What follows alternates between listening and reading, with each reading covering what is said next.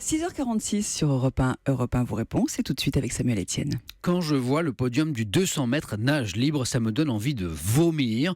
Elle en provoque des vagues. La sortie du nageur français Camille Lacour au JO de Rio, et il n'est pas le seul. D'autres nageurs français, américains, australiens ont eu eux aussi des mots durs à l'encontre des athlètes chinois et russes, alors que le soupçon du dopage porte sur la quasi-totalité, vous le savez peut-être, de la sélection russe aux Jeux. En ligne avec nous ce matin, Fabien Hall, professeur en sociologie du sport à l'université de Lausanne. Bonjour professeur.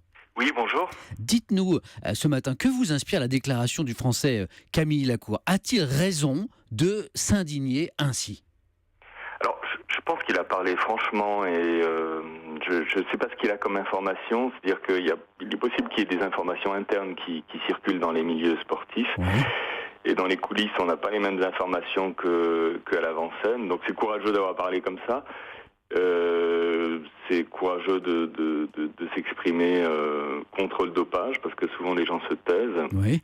Donc c'est plutôt une bonne chose de son point de vue. Maintenant, les éléments qu'il y a, c'est quand même un peu plus compliqué que d'accuser systématiquement les Chinois ou les Russes, même s'il y a des affaires vraiment très, très graves qui sont en cours. Justement, effectivement, un athlète contrôlé positif par le passé, on parle bien du passé, qui remporte la médaille d'or au JO, je veux parler là du Chinois Sun Yang en 200 mètres, c'est vrai que c'est un symbole fort, on comprend que ça peut laisser un goût amer aux autres sportifs. Alors, je le comprends aussi. En même temps, il y a un droit, il y a une juridiction. Il a été sanctionné. Bon, malheureusement, c'était un peu confus, mais il a été sanctionné. Il a été exclu uniquement pendant 3 mois, mais il faut dire que c'était un stimulant, qui est un médicament qui a été prescrit par son médecin. C'est un médicament qui était autorisé hors compétition en 2014 et qui n'est plus actuellement même sur la liste des produits dopants. Donc, si on regarde les faits, il y a eu une confusion, il y a de la mauvaise gestion, il y a une mauvaise gouvernance de l'antidopage avec ces affaires russes. Donc, on comprend que les athlètes réagissent. Quand on voit les faits comme ça, c'est pas ce qu'il y a de pire, objectivement, en tout cas cet athlète Sun Yang.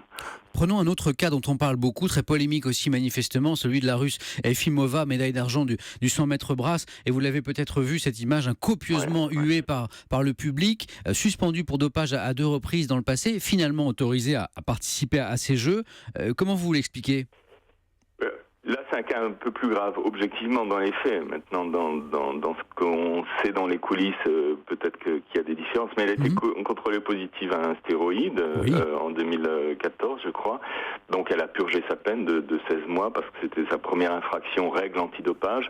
Ensuite, elle a été prise par rapport au fameux meldonium qui a fait tomber aussi Sharapova. Mais là, les recherches n'étaient pas très claires. C'est sur la durée des effets du meldonium. Et le meldonium a été autorisé avant 2015 et au 1er janvier 2016 a été interdit. Donc on ne savait pas si les traces de meldonium étaient liées à une consommation avant 2016 ou après. Donc, mais cela dit, c'est une ambiance qui est quand même assez délétère, parce que l'ensemble de la fédération russe était confrontée à un dopage d'État qui était organisé, y compris par le ministre russe des Sports, Vitaly Mutko. Donc ça donne pas confiance dans l'antidopage et c'est normal que les athlètes réagissent. Et à propos d'ambiance délétère, je reviens à Camille Lacour qui a également évoqué le dopage dans l'athlétisme avec, selon lui, je le cite, 2 ou 3 dopés dans chaque finale. Qu'est-ce que vous pensez de cette estimation ? Alors c'est fort possible, c'est difficile de savoir. Tant que les gens ne se font pas prendre, on ne peut faire que des estimations et il faut quand même garder une présomption d'innocence. Mais on a quand même des cas comme Gatlin et autres. Donc c'est... les gens avant ne réagissaient pas parce que se disaient mais les athlètes ont payé de leur exclusion, ils ont été sanctionnés, donc après ils peuvent participer à nouveau aux compétitions. Maintenant il y a moins de confiance et donc ça traduit là encore la mauvaise gouvernance du CIO, de l'AMA et de tous les acteurs des agences nationales antidopage. Et puis l'implication politique aussi en Russie, ça a quand même été un scandale incroyable. D'autres propos qui ont marqué les esprits, Fabien Hall, doper devrait signifier fin de carrière, ce sont les propos du judoka Teddy Riner, le porte-drapeau de la délégation française. Est-ce que vous pensez que ça puisse être la solution ? Pas de deuxième chance, la sanction ultime tout de suite ? Oui, alors dans l'absolu, quand on est sûr que les personnes ont pris des produits interdits ou se sont dopées, oui, c'est quelque chose qui me semble évidemment très très fort, mais acceptable. Après, comme dans toute justice, on peut avoir des doutes. C'est-à-dire que ça peut être lié à des produits alimentaires contaminés, des suppléments alimentaires. C'est ce qu'on appelle des faux positifs, c'est ça? Et alors, il y a aussi des faux positifs, c'est assez rare, mais ça arrive. On a eu des cas de faux positifs, on a des physiologies individuelles qui peuvent être différentes. Donc on peut avoir des doutes sur certains cas. Alors sanctionner quelqu'un à vie alors qu'on a des doutes, ça serait quand même un peu disproportionné comme sanction. En tout cas, c'est un débat qui fait réagir nos auditeurs. Sophie, un tweet, je crois que nous recevons. Renaud qui réagit, qui dit « Bien sûr, sinon ils recommenceront à coup sûr ». Voilà, pour donc améliorer la lutte contre le dopage, est-ce qu'il faut durcir les sanctions, allonger la durée des suspensions à 4 ans par exemple? C'est ce que semble nous dire cet auditeur. Alors ça a déjà été allongé, on est actuellement plutôt dans cette logique d'allongement des sanctions. Ouais. Et en plus, ce qu'on fait, c'est qu'on garde les échantillons plus longtemps aussi.